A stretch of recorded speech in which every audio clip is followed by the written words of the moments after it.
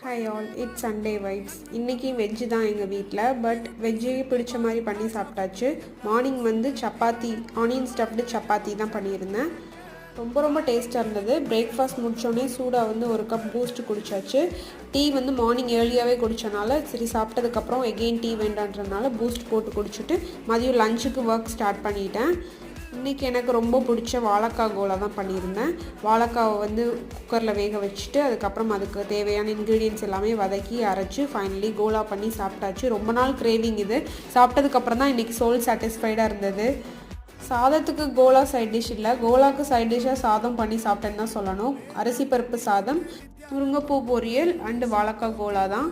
Already ethnic pots and பேன்ஸ்லேருந்து நான் தோசை தவா and கடாய் வந்து ஆர்டர் பண்ணியிருந்தேன். இந்த தடவை 8 inch கடாய் ஆர்டர் பண்ணியிருக்கேன் for puri fry and papad fry. இது வந்த உடனே இதோட ரிவ்யூ எப்படி இருக்குன்றதை நான் ஷேர் பண்ணுறேன். தேங்க்ஸ் ஃபார் வாட்சிங். Keep supporting. பாய்.